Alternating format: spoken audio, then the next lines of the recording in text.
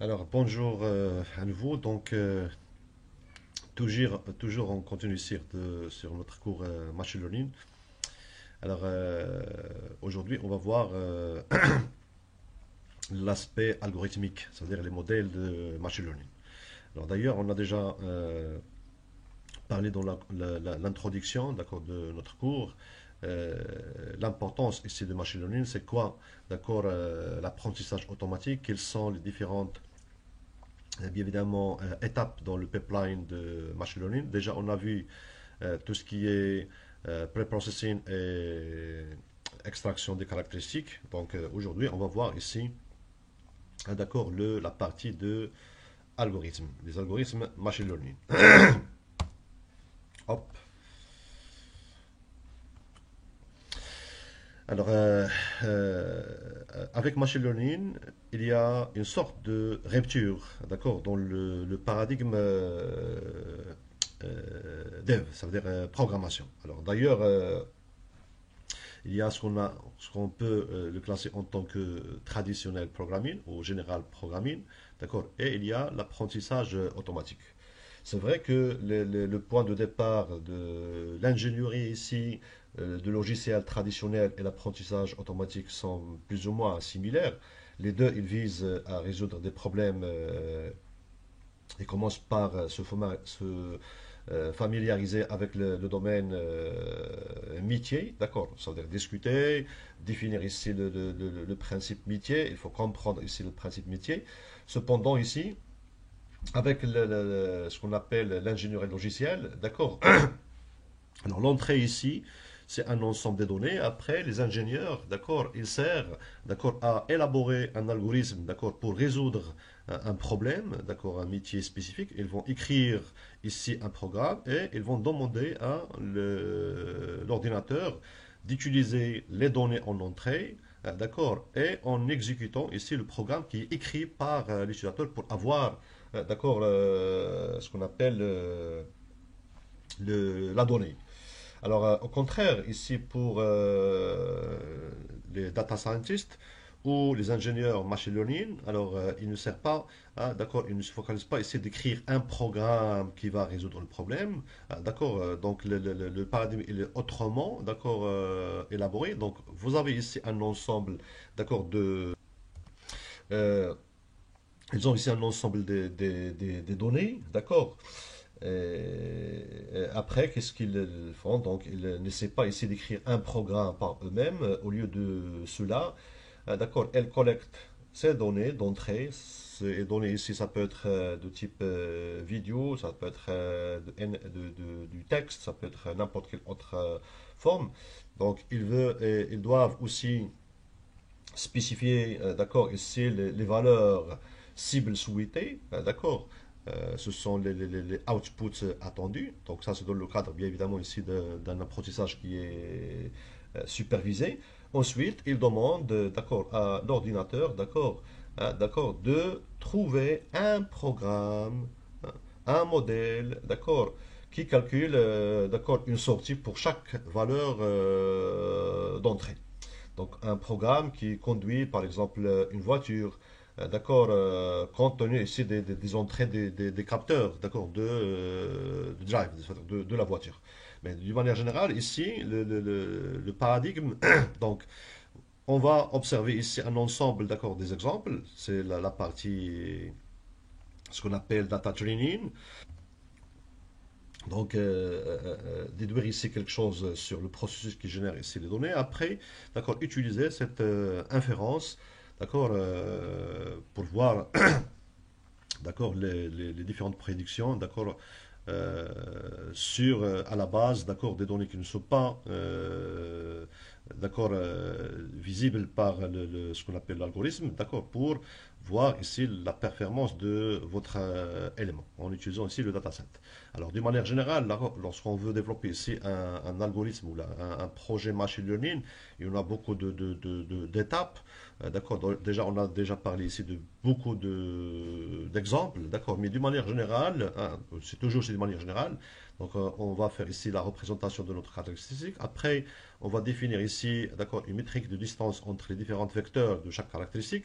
et définir ici la fonction objectif avec l'ensemble des contraintes et chercher une méthode d'accord, d'optimisation pour la partie apprentissage de votre modèle.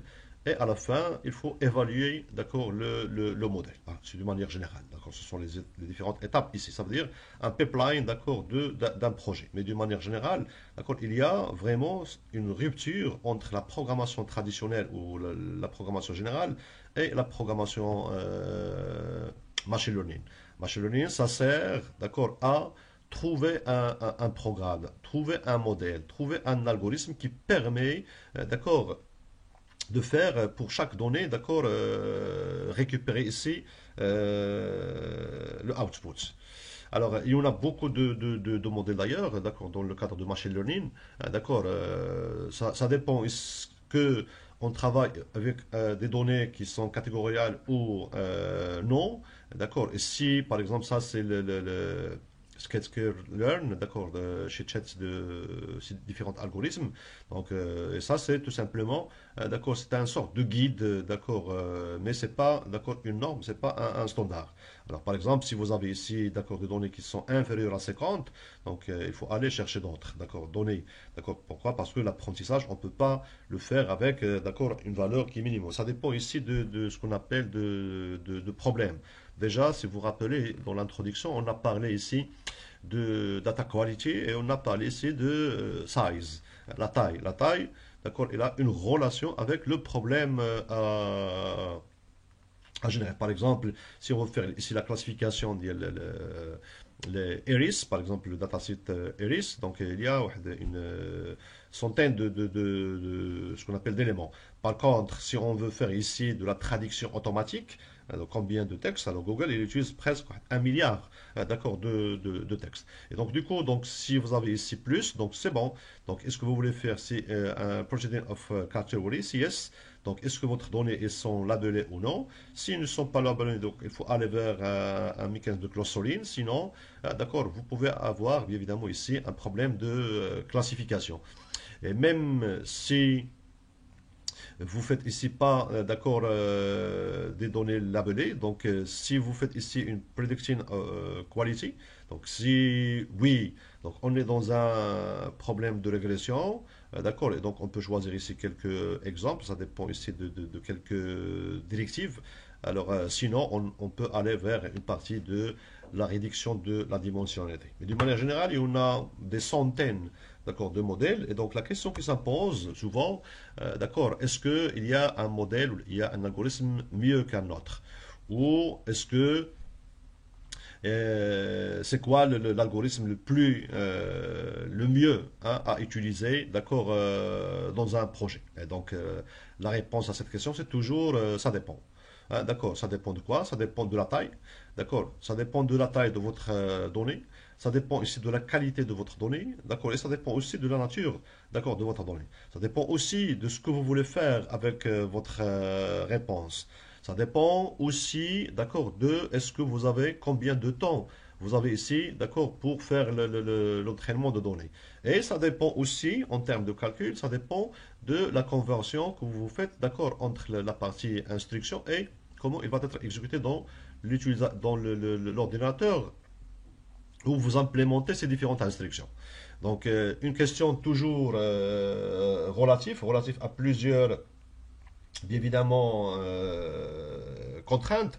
Alors les contraintes majeures ici, donc il y a time, mais d'une manière générale, vous avez ici la contrainte de la précision, hein, d'accord. Vous avez ici la contrainte de la durée d'apprentissage. Vous avez aussi la contrainte aussi de la linéarité, d'accord, de problème, le nombre de paramètres, d'accord, le nombre de ce qu'on appelle des caractéristiques, d'accord, ça joue aussi un rôle assez important. Par exemple, dans la partie évidemment précision, d'accord, qui mesure l'efficacité de votre modèle, d'accord, ça joue un rôle très très très important. En prenant un exemple, donc dans le cas, bien évidemment, ici de la précision de notre modèle, est-ce qu'elle doit dépasser une valeur de 99,99 ou si, par exemple, un modèle avec une précision de seulement 80%, c'est bien, hein, d'accord. Et donc ça dépend ici de plus de facteurs. Entre autres, vous avez ici le facteur métier. Alors prenons ici l'exemple, par exemple, le self-drive.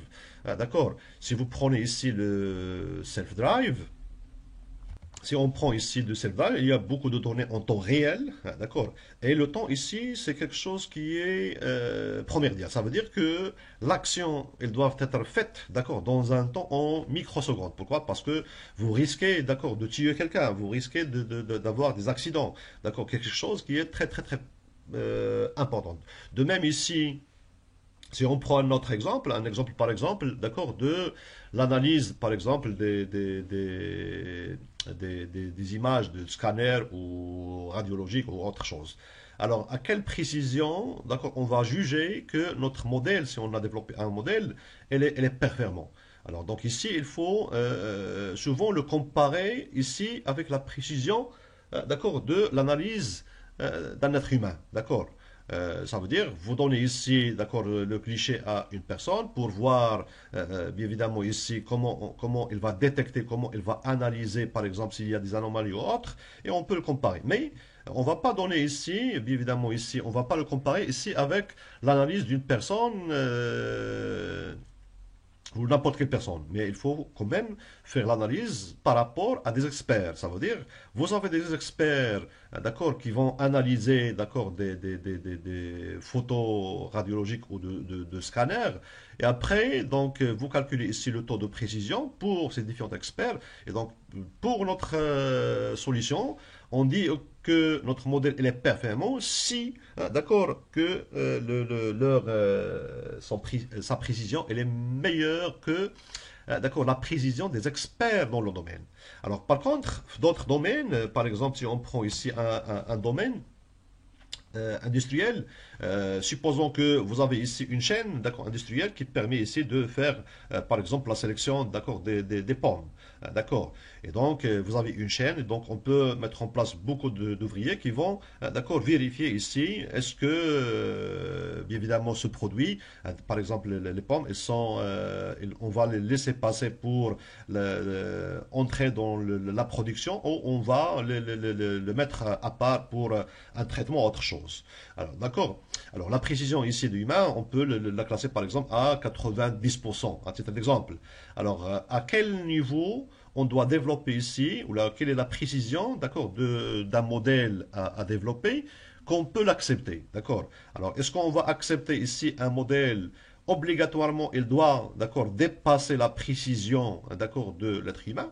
Donc ici, c'est une question relative. Pourquoi? Parce que je peux aussi développer ici un modèle dont sa précision, elle est moins, d'accord, que la précision d'être humain, et on va l'accepter. Pourquoi? Parce que, un, ce modèle, même qu'il y a d'accord, des pertes, d'accord, il est moins performant que, bien évidemment, ici, les êtres humains, mais on a la possibilité ici de gagner beaucoup de choses. Un, la machine, bien évidemment, si on va mettre en place, d'accord, un tel système, d'accord, il peut fonctionner de 24 heures sur 24 heures, 7 sur 7, 7 jours sur 7 jours. Par contre, ici, pour des employés, pour des êtres humains, d'accord, donc quand même, il fallait quand même, d'accord, la période de travail, c'est 8 heures, d'accord, au mois. Alors de même, les employés, il faut les payer, il faut faire de CNSS, il faut faire beaucoup de budget, il faut d'accord investir, d'accord. Par contre, pour un modèle, d'accord. Donc vous avez ici des caméras qui permettent ici de visualiser ce qu'on appelle les pompes. Après, même que la précision elle est moins importante, on peut gagner beaucoup de choses en termes de temps, d'accord, en termes bien évidemment de la quantité, d'accord, des éléments qui peuvent être traités par la machine. D'accord. Même que la précision ici elle est moins importante, mais on peut gagner beaucoup de choses. Et donc, comme vous pouvez remarquer ici, lorsqu'on parle ici de best, d'accord, le mot best ici c'est relatif à plusieurs choses, surtout au domaine métier, d'accord. L'autre partie c'est les différentes formules mathématiques et les conventions, d'accord, en termes d'instruction, et l'ordinateur que vous avez utilisé pour le calcul.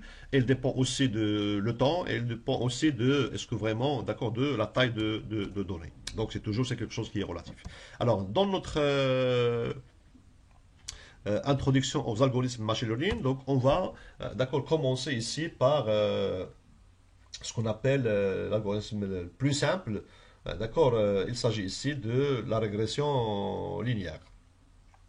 Alors la régression linéaire, donc c'est un modèle, d'accord, qui est utilisé ici pour faire l'estimation des valeurs réelles, comme par exemple le- le coût des maisons, le nombre des appels ou autre chose.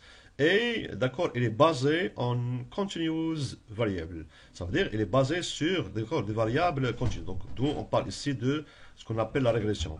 Au contraire, vous avez ici la partie classification qui est basée sur évidemment des variables discrètes. D'accord, comme le cas par exemple de faire la classification d'accord, d'un commentaire. Est-ce que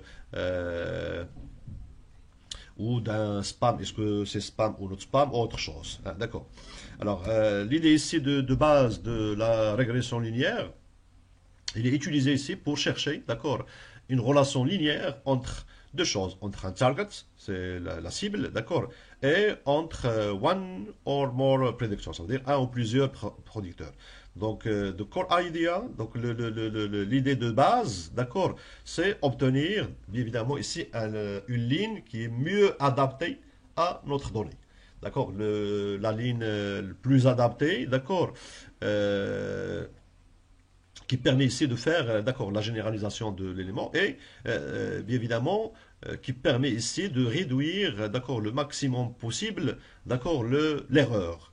L'erreur, donc ici, donc c'est la distance tout simplement entre les points d'accord, euh, de votre dataset, d'accord, de training et la ligne de la régression. Alors, d'une manière générale, comment on peut faire ça?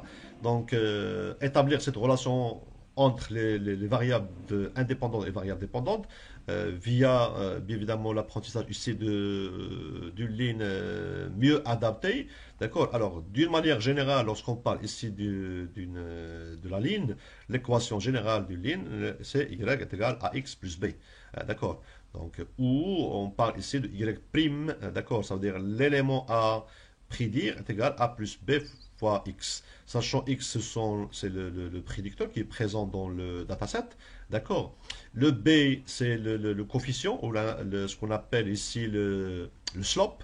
D'accord? Et le a, c'est l'intercept, d'accord, de l'élément. Y', c'est évidemment ici la valeur à prédire. Alors, x, soit ce sont des variables simples, ça veut dire que vous avez ici une valeur et ici une valeur, ce qu'on va voir après, juste après. Sinon, on peut avoir bien évidemment une dimension supérieure à 1. D'accord. Et dans ce cas, d'accord, la formule générale, pour chaque y, c'est un vecteur, et x, c'est un vecteur, et de même a et b. Et donc, pour chaque xi est égal b0, 1 plus b1 xi jusqu'à d'accord, la valeur de votre dataset. D'accord. Il y a souvent plus, d'accord, epsilon, d'accord, le taux de différence entre les deux. Donc, on va établir cette relation entre les différentes variables. Et donc, la droite est appelée ici la ligne de régression. Et elle représente ici cette équation linéaire. Alors, il y en a deux types de la régression linéaire. Il y a simple linear regression et multiple linear regression. Donc, ce sont les deux éléments. Alors, bien évidemment, simple linear regression, donc single dimension. D'accord, ça veut dire que vous avez ici une valeur. D'accord, x, ça représente une valeur et y, une valeur. D'accord. Donc l'idée ici, c'est une dimension qui est simple. Donc on a ici un paire x et y. D'accord, avec les différentes valeurs qui se trouvent dans notre d'accord, dataset de training. Alors, on utilise ici le dataset de training, d'accord, pour trouver ici la ligne, d'accord, qui permet ici de prédire les valeurs de y. Alors le dataset, d'accord, il va être utilisé ici en tant que tout dataset ici, d'accord, pour trouver cette ligne de telle manière ici de minimiser ici l'erreur qui existe entre la valeur actuelle, d'accord, de ce qu'on appelle de la sortie et la valeur à prédire. Alors, d'une manière générale, lorsqu'on parle ici de y est égal à x plus b, comme on a déjà mentionné, le a est le nommé ici slope et le b, d'accord, bias ou le y intercepts. Alors, le principe général ici, c'est quoi? Vous avez ici un dataset, d'accord? On a ici un algorithme machine learning et l'algorithme, à travers l'analyse du dataset, d'accord, bon, analyse entre parenthèses, d'accord, il va proposer ici, il va générer ici une fonction.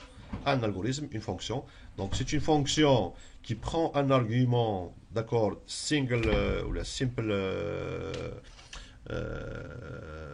value et il va, d'accord, prédire, d'accord, une valeur y qui va être utilisée en tant que l'estimation de y. La fonction dans le cadre de la régression linéaire, cette fonction, elle a la forme suivante.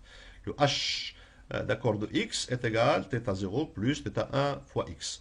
Ou vous pouvez faire h de x est égal, y est égal a plus bx, ou b plus ax, ce que vous voulez. Alors le fait ici d'utiliser des θ, pourquoi? Parce que ça facilite ici la tâche lorsqu'on passe vers la partie multi-variable avec des vecteurs. Alors, le hx, pardon, si vous permettez, hop, je supprime tout ça. Voilà. Alors, notre hx est égal à θ1 plus θ0 plus θ1 x. Donc, l'idée ici, c'est de trouver ici θ0, θ1. Alors, si on a, par exemple, ici deux seulement, d'accord, dans notre dataset seulement deux, d'accord, valeurs, donc c'est facile de déduire la valeur de θ0, θ1. Ce sont des valeurs qui sont exactes. Donc, on peut faire, par exemple, ici, le 12, d'accord, le 12 est égal à θ0 plus θ1 fois 4, c'est le 4, c'est le x. D'accord, de même ici pour y, on va faire ici la soustraction, par exemple 12 moins 8, c'est 4, et θ0 moins θ0, c'est 0, 4 θ1 moins, c'est 2 θ1, et donc θ1 est égal à 2, et θ0 est égal à 4. Donc ici, vous avez, et ça c'est normal, pourquoi? Parce que à partir de 2 points, on trouve ici une et une seule ligne. Mais maintenant, vous avez ici, d'accord, beaucoup de données dans notre dataset. Et donc, l'idée ici, c'est de trouver, d'accord, la ligne qui permet ici de minimiser ici l'erreur. C'est pas avec 2 ou 3 points, avec toutes, d'accord, les entrées, d'accord, de votre dataset d'entraînement. Alors d'ailleurs, si vous faites ici si vous prenez ici le 4 et le 2 et vous l'appliquez sur, par exemple, cette valeur, ça ne va pas donner les mêmes résultats, ça va donner, d'accord, une erreur plus importante. Alors, on va essayer d'analyser ici cette équation. L'équation, bien évidemment, ici de θ0 était plus θ1 fois x. Alors, d'une manière générale, vous avez ici h de θ, il y a θ0 plus θ1 fois x. Alors, si on prend ici le θ1 est égal à 0. Hein, d'accord. Alors, si vous prenez ici θ1 est égal à 0, donc le h, c'est-à-dire l'estimation de x, est égal toujours une constante. Et vous aurez ici, d'accord, une ligne droite, d'accord, qui passe par la valeur de θ0. Si on a, bien évidemment, θ0 est égal à 0, d'accord, θ0 pardon, est égal à 0, ça est égal à 0, donc h de x est égal à θ1 fois x. Et du coup, si, d'accord, x est égal à 0, donc c'est sûr et certain, le h est égal à 0. Donc, la ligne, il va passer par le point 0, 0. Maintenant, si θ1 elle est supérieure à 0, hein, θ1 elle est supérieure à 0, et donc si x elle est supérieure à 0, la valeur elle est supérieure à 0. Et donc du coup, vous aurez ici, d'accord, une ligne qui monte, d'accord, une ligne ascendante. Dans le cas contraire, vous aurez ici une ligne qui est descendante. Donc l'idée ici, c'est de trouver, d'accord, le θ1 et le θ0. Alors, donc l'idée, c'est de trouver la clé différente. Et donc le h, donc on doit chercher ici θ0 et θ1 tel que la valeur de hx, d'accord, cette valeur, d'accord, qui est égale à celle-là, elles doivent être le proche, d'accord, pour toutes les Y de notre data set d'entraînement. D'accord, donc si on prend ici l'exemple, vous avez ici 4.2, 4.5 et ainsi de suite. D'accord, vous avez ici l'ensemble d'accord, des targets, donc ce sont les différents points. D'accord, ça c'est les différents points de notre dataset. Et donc, et donc là, on veut avoir une ligne. Alors, c'est quoi de la ligne, d'accord, qui va être passée à côté le maximum possible de tous les points. D'ailleurs, il n'y a pas, souvent dans la pratique, il n'y a pas bien évidemment ici une ligne qui va passer avec tous les points. Pourquoi? Parce que souvent, ça, ce sont des observations, ce sont des expériences, d'accord, réelles. Et donc, ici, combien de lignes on peut avoir? D'accord, beaucoup, beaucoup de lignes. Vous pouvez avoir, par exemple, cette ligne, par exemple. On peut avoir aussi une autre ligne comme ça. D'accord, bon, on a des milliers de lignes. Hein, d'accord. Donc, quel est le baseline? Donc, l'idée ici, c'est quoi? C'est minimiser, d'accord, l'erreur. Minimiser l'erreur entre le Y, hein, d'accord, c'est-à-dire l'ensemble des valeurs qu'on a ici, d'accord, et quoi? Et tout simplement, d'accord, le hx, d'accord, les valeurs de hx, on va, d'accord, l'utiliser.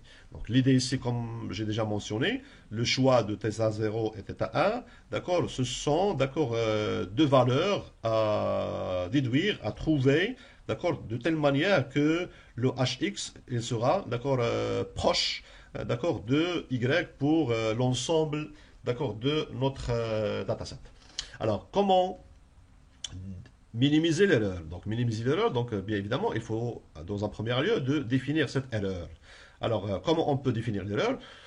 On a la possibilité de le faire de cette manière. Ça veut dire, vous avez ici l'erreur, E, d'accord, est égal, c'est la valeur prédire, d'accord, la valeur réelle, d'accord, moins I, moins, d'accord, je fais ici I, par exemple, et c'est le H, bien évidemment, ici de XI. Voilà. Ça veut dire que c'est de trouver ici, par exemple, si on prend ici un exemple, alors je prends ici un exemple, hop, je prends ici un exemple, alors par exemple, je vais ajouter ici, oh, voilà, donc je prends ici l'exemple,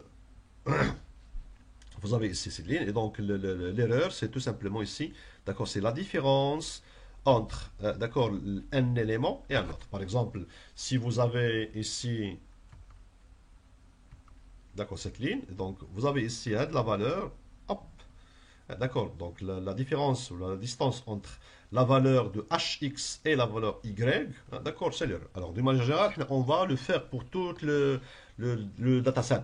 Et donc, du coup, si on veut faire ici pour le dataset, donc l'erreur d'une manière générale, on peut la calculer avec la forme suivante. Donc, est égal 1 sur n ou 1 sur m, d'accord, la valeur de notre simple, c'est-à-dire les données, d'accord, la somme au carré, d'accord, de quoi? De yi, ça veut dire la valeur réelle, moins la valeur prédire. Il y a accès le taux au carré. Alors, donc, l'idée maintenant, c'est d'optimiser, d'accord, cette valeur. Donc, ça veut dire, c'est de trouver ici une valeur qui est minimum, d'accord, ou la minimale, d'accord, de l'équation. Donc, l'idée ici, d'accord, lorsqu'on veut faire ici un fitting, donc, qu'est-ce qu'on a fait? On a transformé ici le problème en un autre problème. C'est un problème de trouver ici θ0 et θ1. Et θ0 et θ1, donc il s'agit ici d'une fonction qui permet, d'accord, de minimiser, d'accord, cette valeur. Alors, minimiser cette valeur, sachant que le h, alors, où est hop, le hxi est égal à θ0 plus θ1 fois yi. Donc, minimiser, donc cette fonction, d'accord, c'est une fonction qu'on peut le nommer ici de j θ0, θ1, puisque c'est une fonction à deux variables. D'accord, cette fonction s'appelle ici ce qu'on appelle cost, d'accord, function.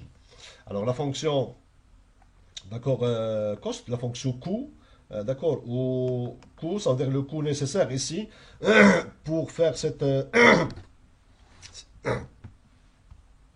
la prédiction d'accord, avec un taux d'erreur qui est assez minime.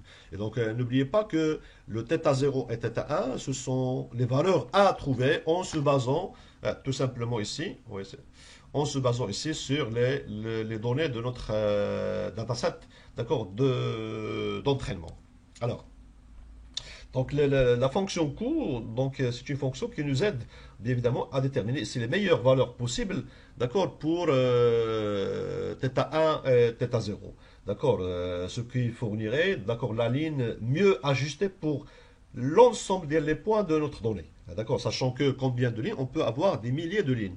Donc il est la meilleure ligne ajustée pour les points.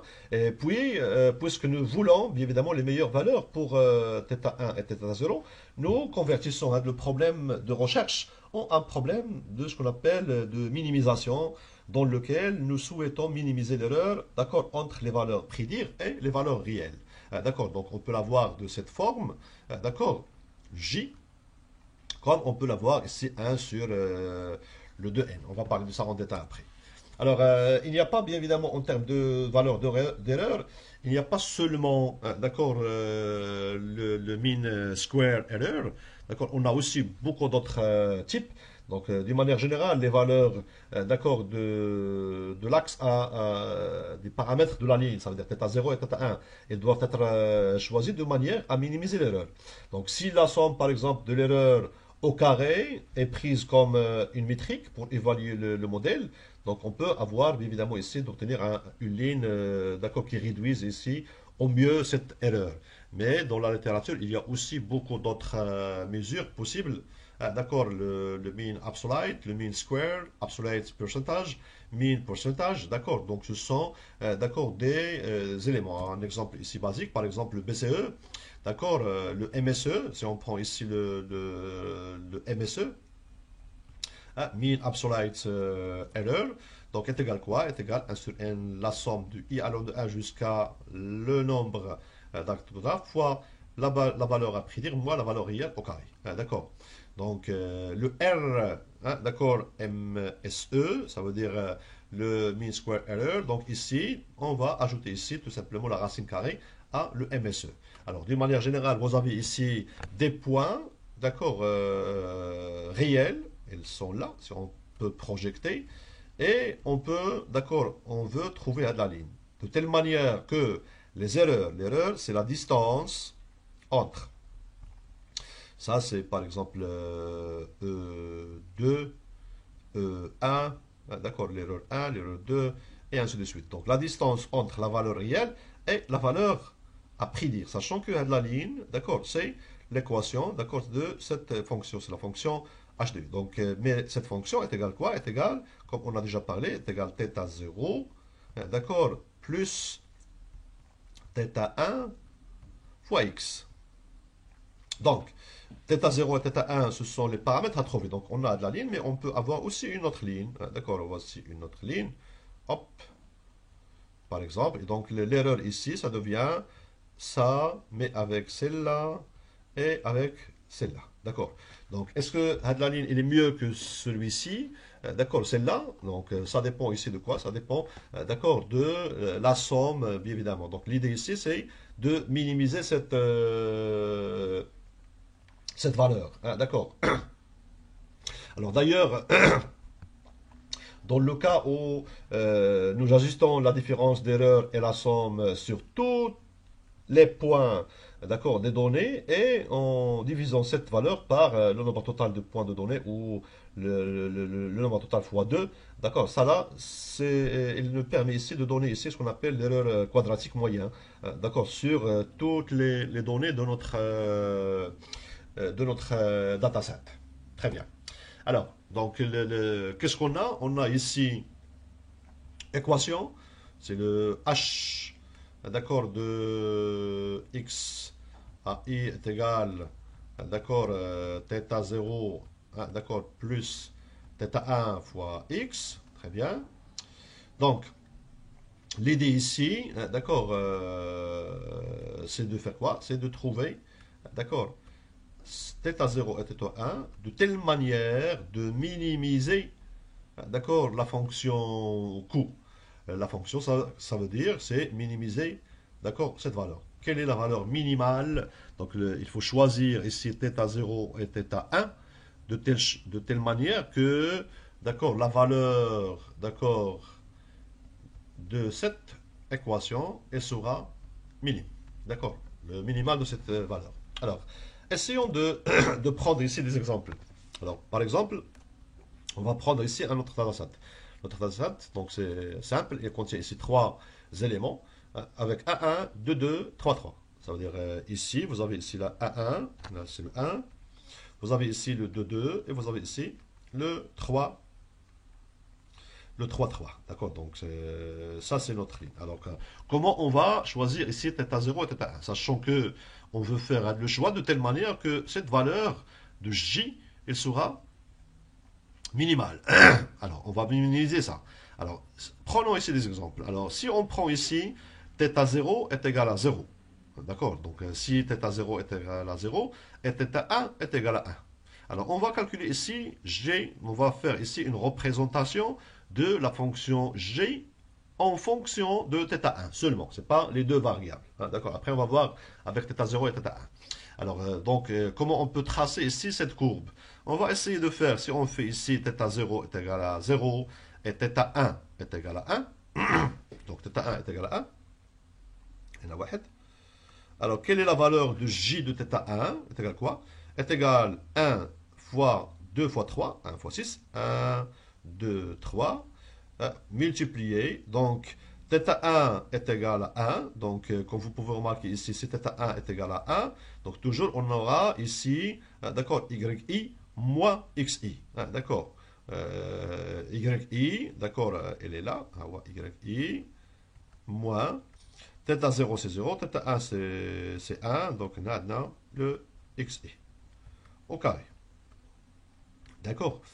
Mais pour notre exemple, là, les xi est égal à yi. Donc ici, la somme est égale à 0. Et donc, du coup, si je veux tracer ici la courbe, le point gθ1, ou la g de θ1, g de 1, d'accord, c'est quoi? Est égal à 0. Elle est là. Très, très bien. Alors maintenant, si on prend ici un autre exemple, on prend l'exemple où θ1 est égal à une valeur inférieure. Une valeur inférieure, pardon, je vais revenir un petit peu ici. Alors, une valeur inférieure, par exemple, je vais prendre, c'est pas 1, je vais prendre ici 0.5. Et on garde ça, c'est 0. Ça veut dire le θ ici. La θ1, alors combien est égal J, d'accord, de 0.5. Alors, est égal, c'est toujours 1 sur 6, d'accord. On va le multiplier par quoi? Donc, regardez ici, xi, donc la formule ici, ça devient quoi? Yi moins 1 demi, 0.5 fois le x, i. D'accord. Donc, yi moins 1 fois 0,5, c'est 0,5, il y a 0,5, d'accord. Donc, est égal ici, c'est oui, 0.5, toujours au carré, plus, on a 2 moins 1, c'est 1, plus, on a 3 moins 1 demi, il y a 1 demi au carré, 1 demi au carré, pardon, ça au carré, voilà. Donc est égal à peu près à 1 sur 6, hop, 0,25, 1, et ça c'est à peu près 3, donc c'est 4, quelque chose. Donc si on a 2, quelque chose. Donc si on veut le tracer, donc à peu près, il va être en quelque sorte ici. À titre d'exemple. D'accord? Donc, très bien. Alors maintenant, si on prend ici, le θ1 est égal à 2. Alors si on prend θ1 est égal à, par exemple, 0, déjà on a parlé de ça, c'est θ1 est égal à 0. Alors θ1 est égal à 0. Donc, θ1 est égal à 0. Donc, c'est la somme. C'est θ1 est égal à 0. Donc, combien j'ai de θ 0? D'accord. G de θ 0, c'est 1 sur 6. Yak, 1 sur 6. Donc, toujours, ça c'est 0. C'est 1 plus 2 au carré plus 3 au carré. Yak. Normalement, le xi est égal toujours 0, puisque θ1 est égal à 0.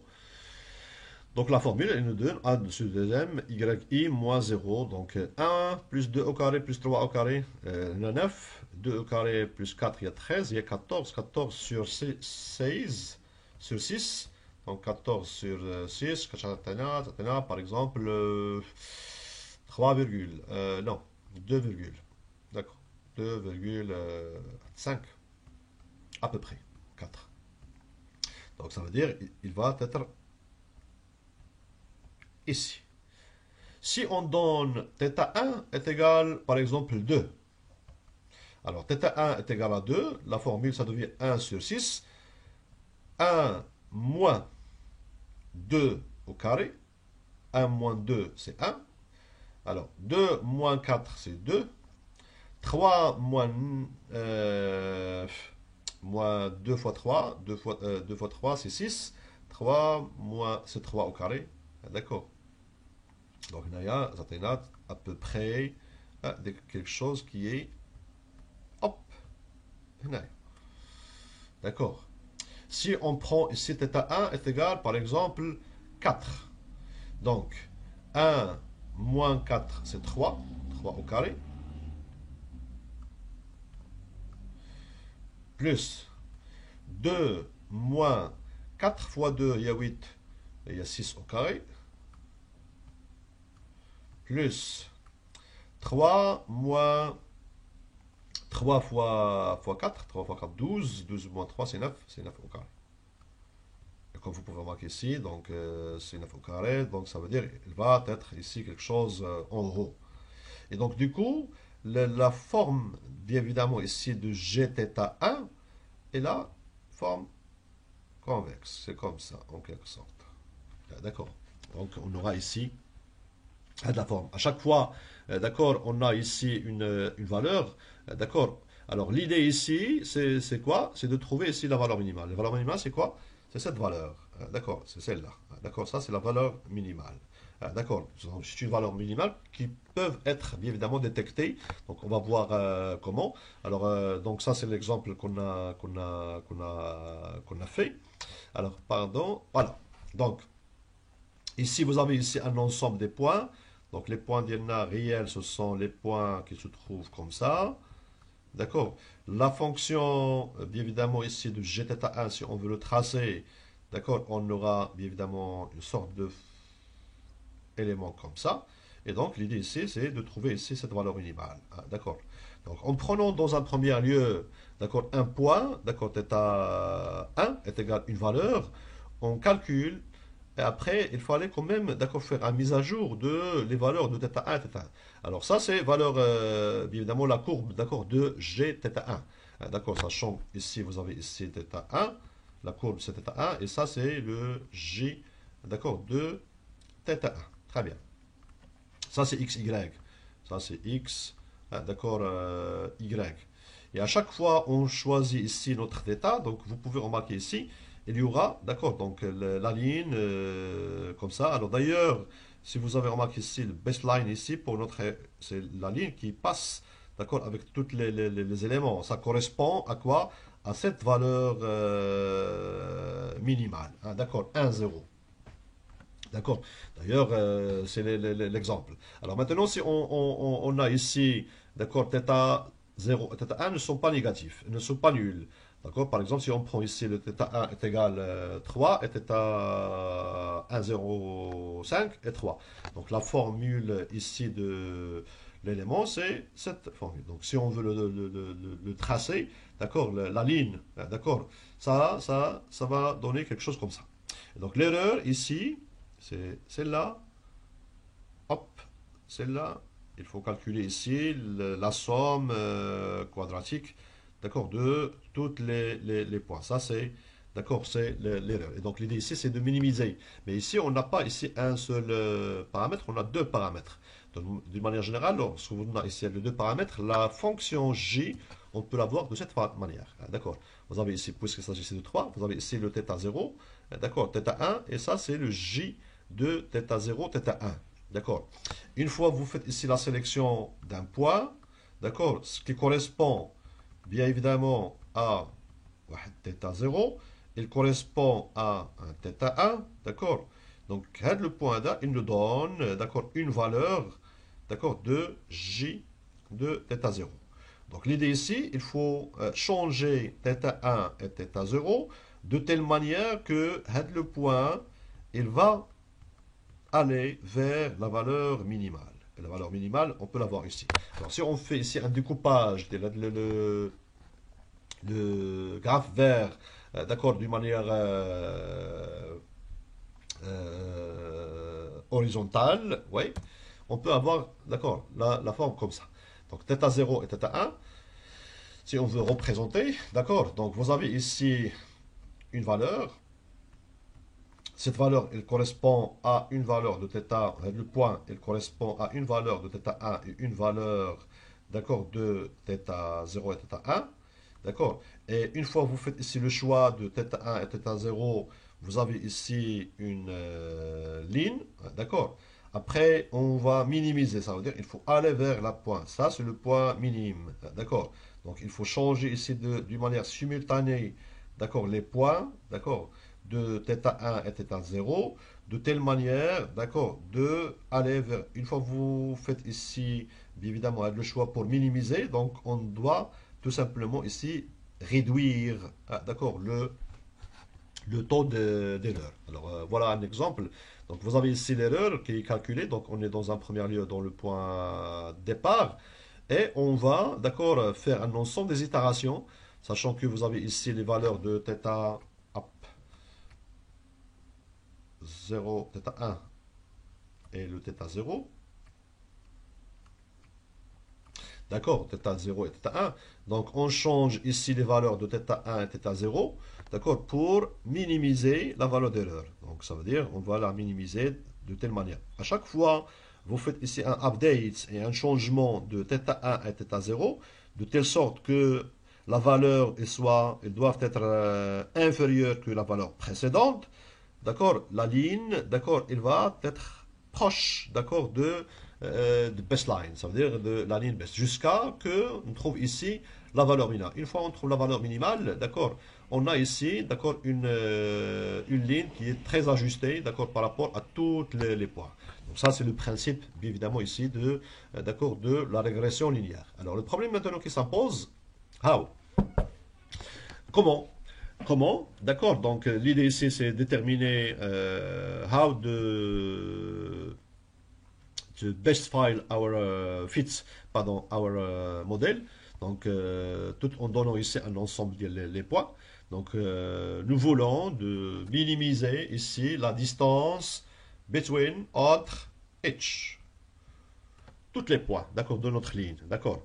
Et après, on va calculer ici le total erreur, d'accord, qui permet ici de nous aider ici de voir est-ce que notre modèle est mieux. Mais, comment on va le faire? Alors, comment on va minimiser ici de cost function, la fonction coût? Alors, ici, il y a beaucoup de manières. Plus utilisé ici, c'est utiliser ici l'algorithme, d'accord, l'algorithme de gradient descendante. Alors, l'algorithme de gradient descendante, c'est quoi? Donc, la mise à jour, d'accord, des θj, dans notre cas, on a θ1 et θ2. La nouvelle valeur est égale l'ancienne valeur moins un alpha fois la dérivée partielle de g de θ0, θ1 par rapport à θ de g. Alors, c'est partial dérivative. Alors, le partiel, pourquoi on utilise ici la dérivée? Alors, pardon.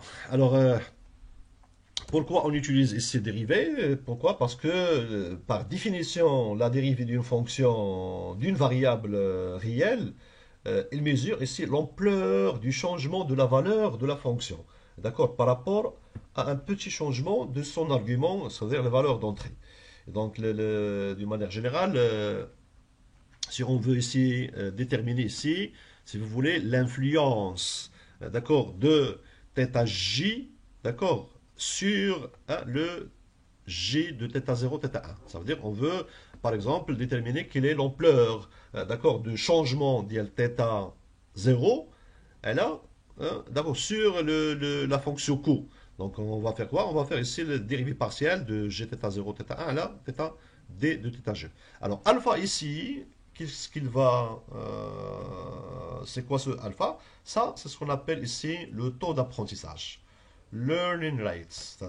À quel pas on va faire, bien évidemment, ici l'apprentissage.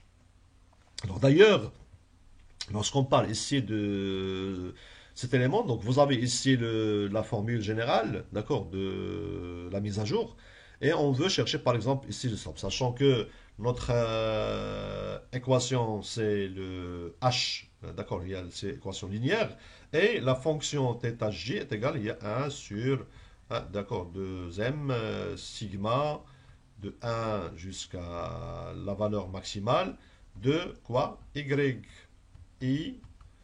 moins h de x i.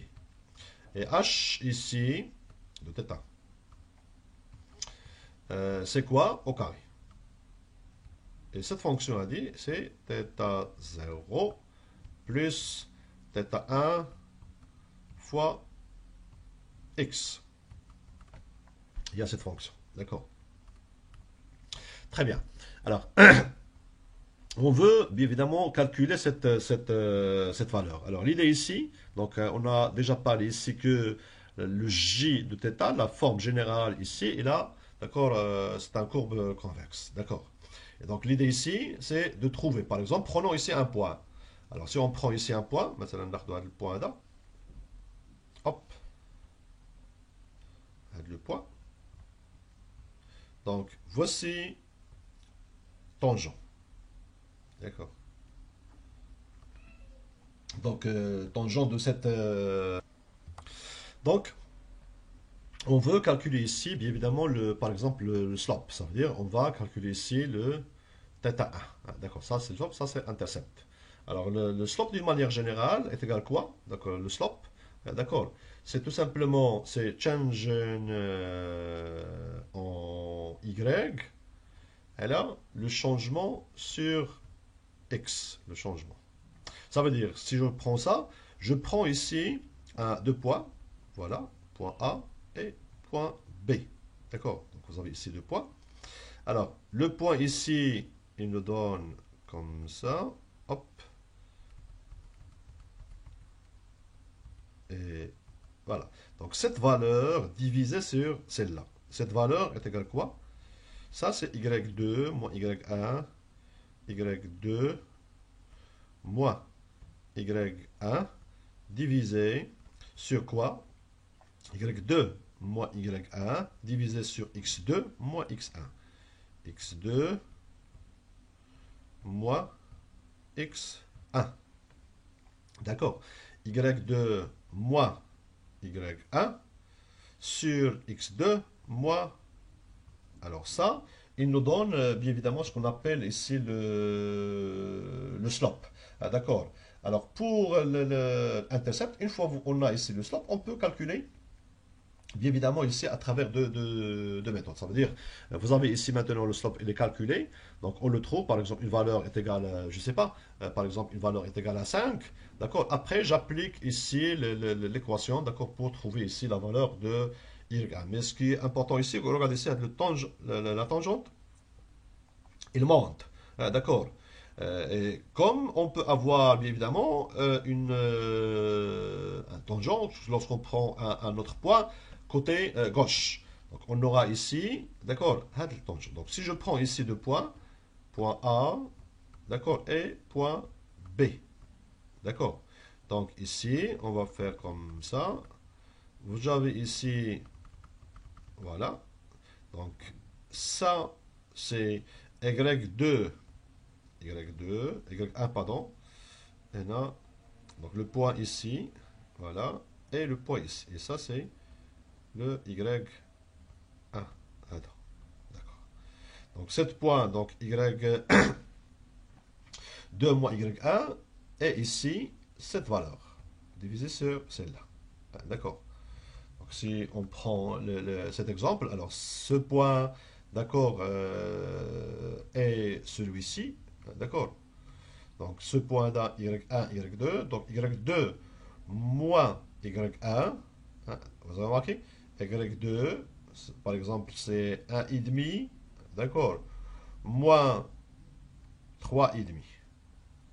Et après, sur le point qu'on a ici, 2 moins. Donc ça veut dire quoi? Ça veut dire que la valeur, elle est négative. Et ça veut dire que la valeur, elle est, d'accord, positive. Et donc l'idée ici, c'est de, lorsqu'on fait l'analyse de slope, avec cette équation, étant donné θ ou alpha, le learning rate, le taux d'apprentissage, il est fixe, il est fixe, d'accord. Donc, est-ce que on va ajouter ou on va soustraire, d'accord, de θg? Vous avez ici un θg est égal à 0,5. Et on l'a calculé. Après, lorsqu'on va faire ici la mise à jour, est-ce qu'on doit diminuer ou là, on va ajouter? Ça dépend de quoi? Ça dépend ici, d'accord, de cette valeur. Et ça dépend d'ailleurs ici de le cas de slope, d'accord, qui permet ici de faire cette équation. Donc après, donc, on a deux possibilités. Donc pour faire la mise à jour, on utilise la formule. Maintenant, le choix de alpha. Alors, le choix de alpha, d'accord. Alors, si jamais alpha est égal à quelque chose qui est assez petite. Alors, assez petite, une fois que vous faites ici le choix d'un élément, vous faites la mise à jour, d'accord, normalement, on doit aller vers la partie objectif. D'accord, il est là. D'ailleurs, je peux faire autrement. Vous avez ici, par exemple, d'accord, je calcule ici le slope. Je trouve il est supérieur ou inférieur à 0, c'est-à-dire une valeur qui est différente de nul. Je dois se déplacer vers un point. Je trouve ici le slope jusqu'à que je trouve ici le slope doit être égal à... Regardez. Hop. Ça veut dire une ligne qui est ici verticale. Donc l'équation à dire, c'est de quoi? C'est une équation de y est égal à x. Vous vous rappelez de ça. D'accord. Est égal à... Pardon. Y est égal une valeur. D'accord. Donc ça c'est le tangent. Donc ici ça veut dire ça. Et il y a le point minimal. Ah, d'accord. Donc du coup, maintenant si on a ici le alpha, elle est assez petite, qu'est-ce qu'on peut avoir comme résultat? Donc alpha, elle est assez petite. Donc la mise à jour, ça se fait avec des petits points. Hein? Petit pas, pas un. Toujours, on va aller comme ça. Hop, on va aller comme ça. Par contre, si le alpha, elle est assez large, ça veut dire que vous avez ici un θ j, θ 0. Alors θ 1 est égal l'ancienne valeur, ça c'est pas égal, c'est l'affectation, hein, est égal l'ancienne valeur, par exemple, je choisis ici 0,5. D'accord, 0,5 comme valeur, il y a dit, par exemple, le point. C'est un exemple. D'accord. Alors, moins alpha is too larger. Par exemple, je prends ici, voilà, c'est un exemple. D'accord, 10 fois une valeur, d'accord, de la dérivée partielle de l'élément. Par exemple, je vais prendre ici une valeur, je ne sais pas, 0,1. Maintenant, A ou 2, d'accord, A ou moins 1, d'accord, par exemple. Donc 0,5 moins, soit une valeur 10 fois 1, ça veut dire 10, ça serait moins 9 ou moins 1, et il nous donne ici 9 points, ça veut dire que le passage, ça devient, d'accord, l'autre côté, d'accord. C'est vraiment loin. Et donc, du coup, lorsque le alpha elle est assez large, d'accord, on n'aura pas ici, évidemment ici, d'accord, un apprentissage, une réduction, bien évidemment, ici de alpha, pardon, de la fonction Q jusqu'à la partie minimale, d'accord, d'une manière sûre. Donc, on aura donc, de alpha jusqu'à, donc maintenant, ça devient est égal à 9. Ça veut dire que le prochain élément, à cet exemple, ça sera l'autre côté. Après, l'autre côté. Donc, on doit rester ici sur le même côté. Donc, ici, la meilleure façon ici, c'est d'utiliser ici, d'accord, un alpha, ce qu'on appelle le taux d'apprentissage assez petit. D'ailleurs, il y en a des méthodes adaptatives. Donc, lorsqu'on parle ici de les hyperparameters, d'accord, ça c'est à déterminer par l'ingénieur de machine learning, d'accord, alpha. D'accord, il y en a d'autres algorithmes, on va les voir après, qui permet ici d'adapter, d'accord, alpha. Par exemple, lorsqu'on commence, on peut commencer par des grands pas, d'accord, des grands pas, et lorsqu'on est proche, on va ralentir. Ah, d'accord. De cette manière, donc vous avez ici, d'accord, le point de départ, on a un ensemble des itérations, d'accord, et jusqu'à qu'on veut, bien évidemment, on va répéter ça jusqu'à une convergence, d'accord, où il y a une valeur finale minimale. D'ailleurs, parmi les avantages ici de le linear regression, d'accord, donc vous avez ici une valeur minimale. Pourquoi? Parce que vous avez ici une courbe convexe. Par contre, dans d'autres situations, vous pouvez avoir une courbe similaire à ça.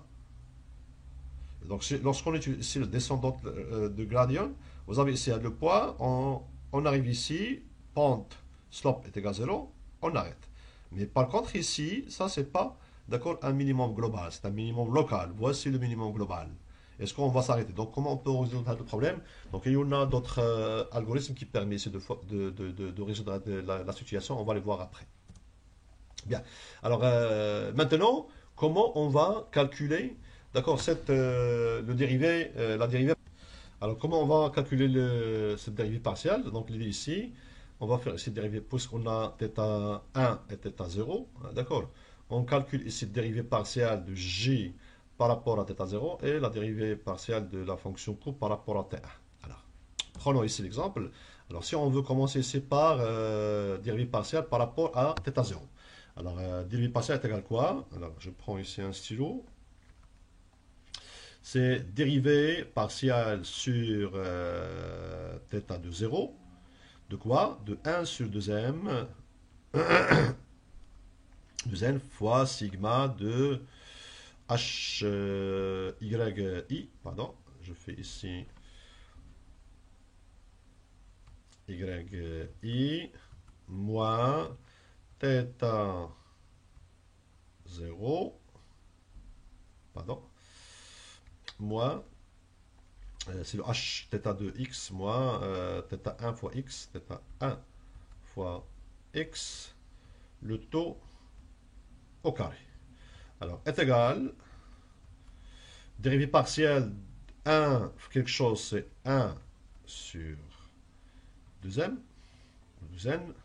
Dérivée partielle de la somme de 1 jusqu'à n ou m, ça dépend, c'est-à-dire la size, 1 sur m, de quoi? Dire la somme, dérivée partielle par rapport, avant dérivée partielle, pardon, de la somme de tout ça. Alors, regardez ici, dérivée partielle au carré, dérivée partielle, d'accord, de x à la puissance n sur dérivée partielle de x est égal, quoi? Par définition, c'est n dérivée partielle, d'accord, sur dérivée de x, x n moins 1. Donc, on va l'appliquer. Donc, ici, il nous donne cette valeur, d'accord, ça veut dire yi, je vais le faire ici, est égal 1 sur 2m, le sigma, yi, d'accord, moins h de x i de θ fois dérivée partielle de quoi? Alors, de θ 0 de yi moins θ 0 moins θ 1 de x. Alors, est égal 1 sur deuxième y1 moins h de x. Alors, dérivée partielle d'une constante, c'est 0. Donc ici, 0. Moins dérivée partielle, d'accord, de θ 0 à θ, c'est 1 moins dérivée partielle de θ1x sur, regardez ici, on est dans une dérivée partielle de 0, ça veut dire, hop, voilà, θ1 sur θ0 par rapport à θ0 de x. Et ça, c'est aussi c'est 0. D'accord. Et du coup, la fonction dans sa propre, la forme générale, d'accord, si on veut le faire, et il nous donne ici le. Alors ici, soit vous travaillez avec 2m comme on a déjà parlé, ou avec un m, ça dépend ici de cas. Donc ici, le 2, c'est comme le cas ici. Le dérivé partiel de ça au carré, c'est 2 fois ça fois le dérivé de ça. Donc il nous donne à la fin, d'accord, 1 sur n fois la somme, d'accord, le yi moins le h de xi. Voilà, c'est ça. D'accord. Donc ça, c'est le dérivé partiel, d'accord, par rapport à θ0. Dérivé partiel par rapport à θ1, pardon. Hop, hop. Par rapport à θ1, ce sera la même chose. 1 deuxième sur 2. Donc dérivé partiel, c'est tout simplement, c'est le au carré. D'accord, c'est 2 fois la fonction elle-même multipliée fois dérivée, d'accord, de ce qui est à l'intérieur. Donc dérivé de ça, ça c'est 0. D'accord, puisqu'il s'agit ici de constante. Dérivé de θ1, x fois θ1, c'est le x. D'accord, puisque ça c'est le 1. Ça, il nous donne 1. D'accord. Et dérivé de y, ça c'est 0. Et donc, la forme générale est égale à 1 sur m sigma ou 1 sur 2m. Ça dépend que comment vous avez défini ici la méthode Q. D'accord, fois, d'accord, hxi moins yi fois 1. Donc, d'une manière générale, vous aurez ici, d'accord, les deux dérivés numéros par rapport à θ0, dérivé par rapport à θ1, d'accord, est égal, c'est la somme de hxi moins yi, et ça c'est 1 sur m multiplié fois yi, et du coup, comment on va faire ici la mise à jour? Alors, θ de 0, d'accord, est égal θ0 moins alpha fois, d'accord, dérivé, on va le remplacer par sa formule, et le θ1, d'accord, est égal, la valeur θ1 est égal l'ancien valeur, ça c'est une affectation, l'ancien valeur moins le taux d'apprentissage fois la valeur dérivée, elle est là. Mais le θ1 et θ0, il faut le faire d'une manière simultanée. Ça veut dire qu'il ne faut pas changer θ0 et vous calculez, après vous changez le θ1. Non, c'est en même temps, on change ici θ0 et θ1. Ah, ça c'est très important. Sinon, on aura ici un problème. Et du coup, comme vous pouvez remarquer ici, maintenant, on a la possibilité ici, d'accord, de changer, d'accord, θ0 et θ1. Comment on va les changer? On va les changer avec, d'accord, cette formule qui permet ici, d'accord, de faire un sorte de mise à jour de l'ensemble de telle manière de minimiser, d'accord, l'erreur. D'accord? Minimiser l'erreur, ça veut dire, vous avez ici un ensemble des informations, vous avez ici maintenant la fonction, d'accord, de j de θ, elle est là, ailleurs, j, d'accord? Et donc l'idée, avec le descendant gradient, donc on aura ici l'ensemble des points, etc. Exemple, on a ici les différents points, d'accord? Par exemple, on a ici les différents points. Et donc l'idée ici, c'est de choisir, d'accord, le θ0 et θ1, d'accord, de telle manière ici d'avoir une ligne. Donc on va, dans un premier lieu, on va faire ici un choix plus ou moins arbitraire, d'accord, de θ0 et θ1. D'accord, donc on peut les choisir. Par exemple, ici, on a dit ici que h est égal, y est égal θ0, d'accord, plus θ1 fois x. Prenons ici un θ0, un θ1 d'une manière arbitraire, on le prend, d'accord, pour tracer bien évidemment ici une ligne. Supposons que la ligne elle a cette forme, hein, d'accord, c'est pas grave, d'accord, avec les valeurs θ0, θ1 choisies en premier ordre. Donc qu'est-ce qu'on doit faire? On doit faire mise à jour de θ0 et θ1. Comment? On veut le faire avec, d'accord, la formule suivante, d'accord. On change le θ1, pardon, on change ici θ0 et θ1, d'accord, et la courbe, hop, ça devient, d'accord, un petit peu comme ça, pardon. Après, on change, d'accord, les nouvelles valeurs, d'accord, de telle manière ici d'avoir, d'accord, la fonction ici, on aura, hop, hop, hop, jusqu'à, d'accord, la valeur, d'accord, minimale, qui permet ici de faire, d'accord, le meilleur, la meilleure ligne, d'accord, qui sera ajustée par tous les points de notre dataset. Bien. Alors, on va essayer de faire donc un tutoriel basique, d'accord. Donc, hop, voilà. Donc, qu'est-ce qu'on va faire? Donc, je vais un petit peu agrandir les choses. Donc, on va importer ici le panda avec NineP et plots. Donc ça c'est notre jeu de données. Donc c'est les noms d'étudiants qui contient ici tout simplement le nombre d'heures par jour, de travail par jour. Et ça c'est un score ou une note. Ah, d'accord, on a fait ici un score.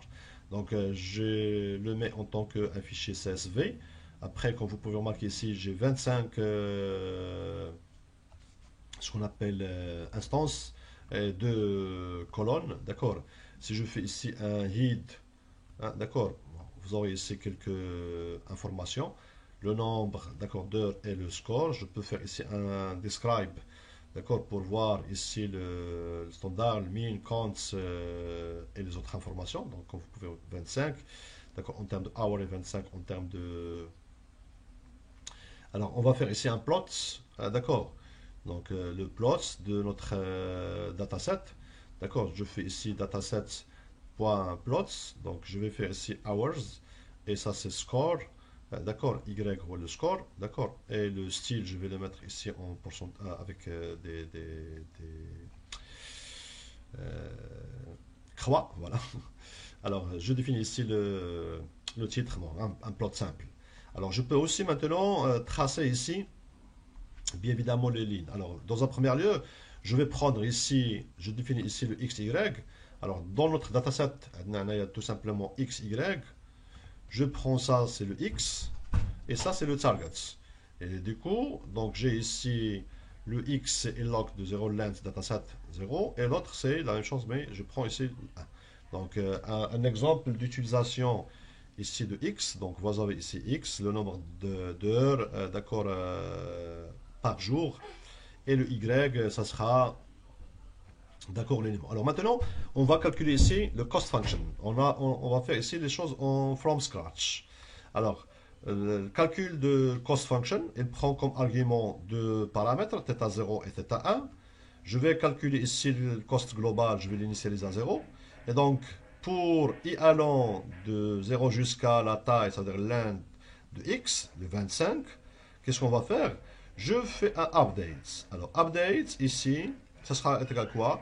θ1, le cost, pardon, je vais calculer ici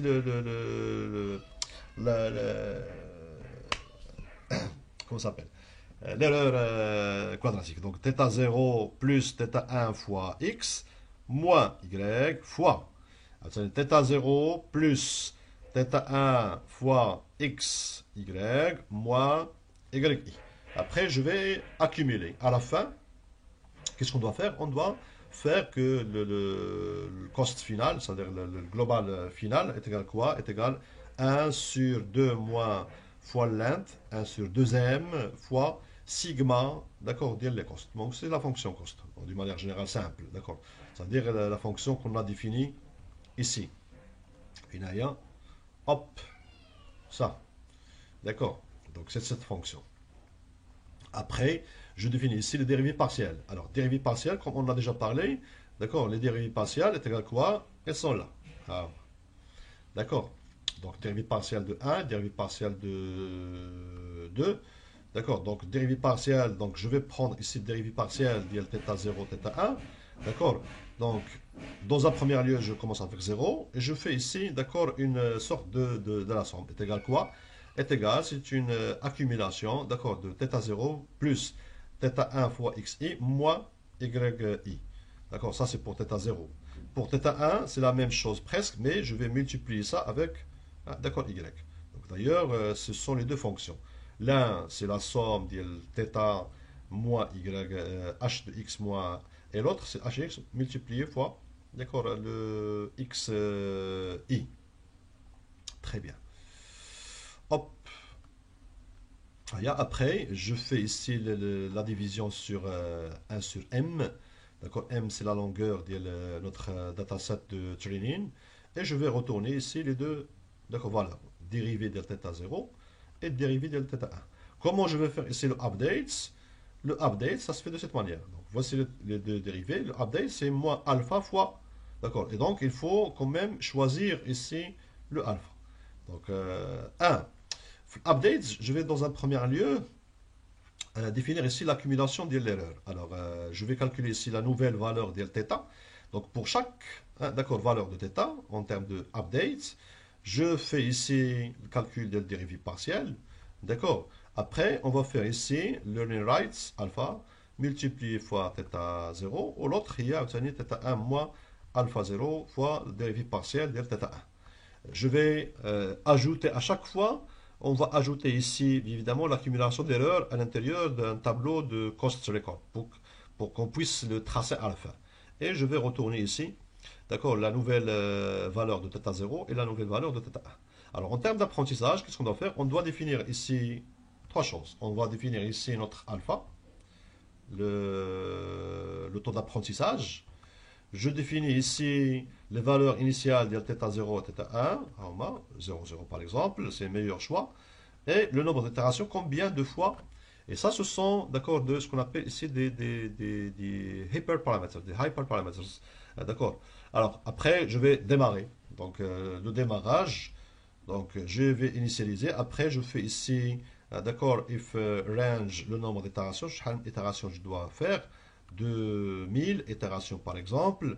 À chaque fois, chaque itération, je vais calculer ici les nouvelles valeurs de θ. D'accord. Et je vais retourner ici la valeur temporaire de θ 0, θ 1. Et d'accord, la fin de l'itération, je vais retourner ça. Et donc, ça c'est pour le démarrage. Donc là, on va faire appel à cette fonction, d'accord, avec les valeurs initiales θ 0 et θ 1. Et voici. Donc, final θ 0 et final θ 1. Il va être bien évidemment ici le résultat, d'accord, le démarrage le gradient descendance, d'accord, qui permet ici de donner. Donc, qu'est-ce qu'on a à la fin? On aura à la fin, d'accord, les différentes, after combien d'itérations, on a de 100, voici θ 0 et voici θ 1. D'accord. Donc, on a trouvé ici les valeurs de θ 0 et θ 1. Donc, maintenant, on peut aller vers DataVis pour visualisation.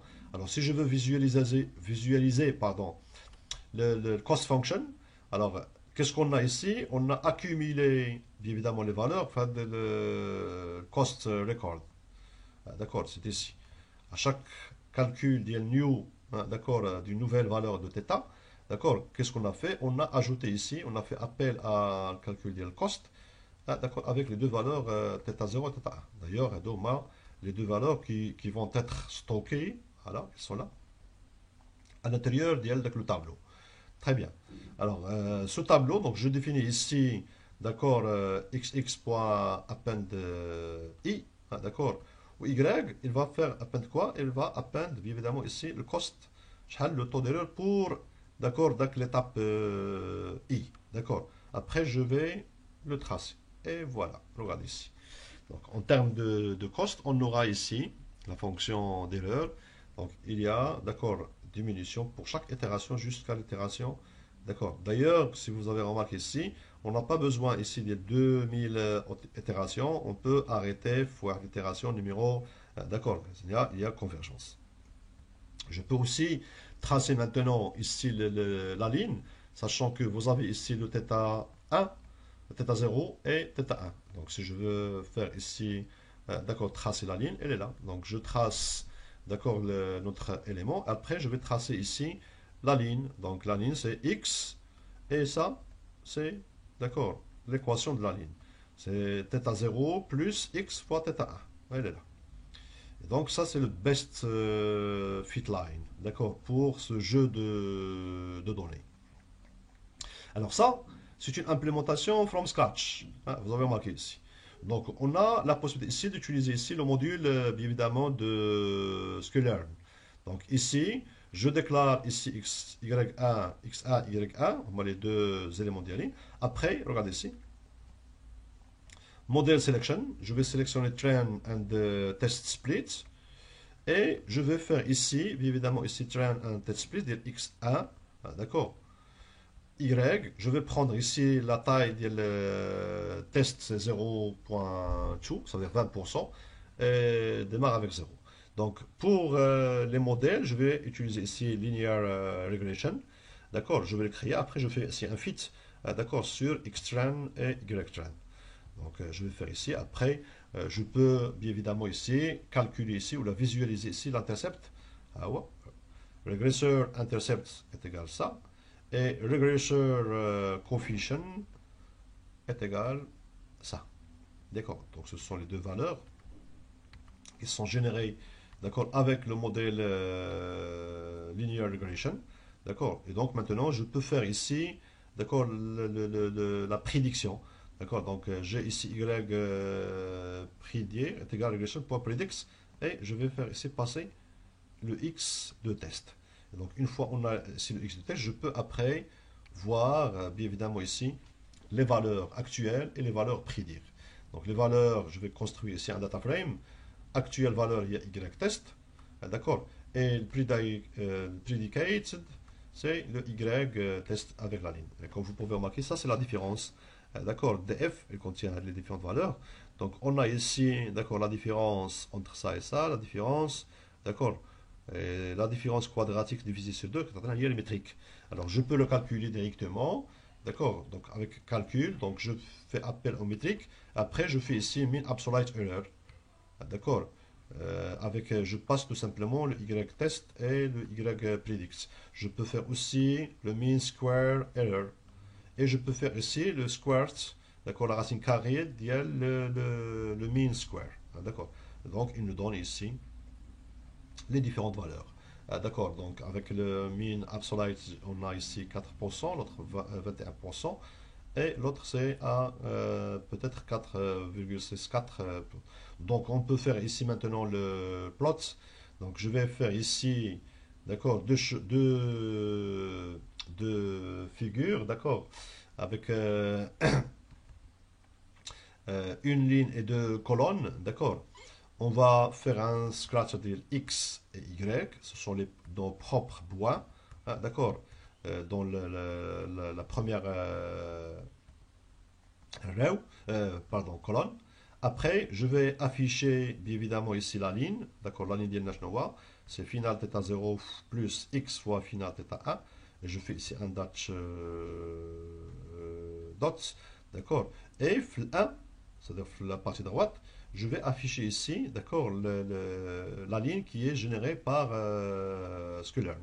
Donc on a l'intercept plus x fois, d'accord, le coefficient regression. Et on va afficher. Voilà. Donc je peux faire ça à l'intérieur de ça, et vous pouvez remarquer ici, alors, je vais le faire rapidement. Donc AX0, hop, AX AX0, point, plot. Alors, je vais faire plot aussi de... Voilà. Je vais afficher ici, d'accord, la ligne qui est générée par... Ça, c'est la ligne qui est générée par notre approche from scratch. Et ça, c'est par le module Linear Regression de Scholar. Donc, je fais ici exécuter. Hop. Allez-y. Noyau planté. Redémarrer.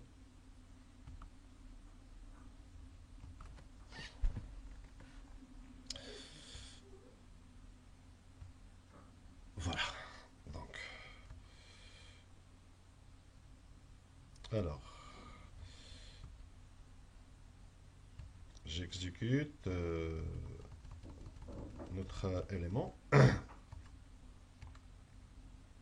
Alors. Hop. Ça prend du temps. Mais ça va. Voilà. Alors ici, on a ici les deux. Alors, où est ça? Name O is not defined. Où est O? Ah, pardon. 0, c'est pas O. 0. Voilà. Et comme vous pouvez remarquer ici, donc, d'accord, les lignes elles sont presque, d'accord, alignées. Je peux aussi faire ici, alors, 10, là, 26.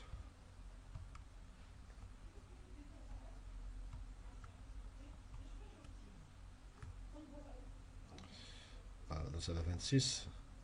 Et ça, c'est pour voir ici l'ensemble des lignes. Et donc, ce sont des lignes qui sont alignées. Et donc, on a ici une manière de représentation de données sous format, d'accord, de... Alors, avant-dernière chose, donc on peut aussi voir un autre exemple d'utilisation. Alors ici, je fais par exemple 6, et ici je fais 16. Et de manière générale, vous avez ici tout simplement, d'accord, une représentation des deux lignes, d'accord, avec une approche from scratch ou avec le module, d'accord, de sélection. Alors, je peux aussi visualiser ici le gradient descendant. Je regarde ici un exemple basique. Alors, on va faire ici presque la même chose. Donc, je vais utiliser ici, d'accord, la définition de notre élément. D'accord, y est égal θ 0 plus θ 1 fois x. Je définis ici la fonction cost, d'accord. Donc, en utilisant ici, bien évidemment, la fonction de θ 0 et θ 1. Après, je vais retourner ici le variage, d'accord, de notre hypothèse qui est égale θ 0 plus θ 1 fois x, d'accord, en passant le x et θ 0 et le θ 1 au carré, d'accord. On utilise ici l'axis 2 et on divise par 2.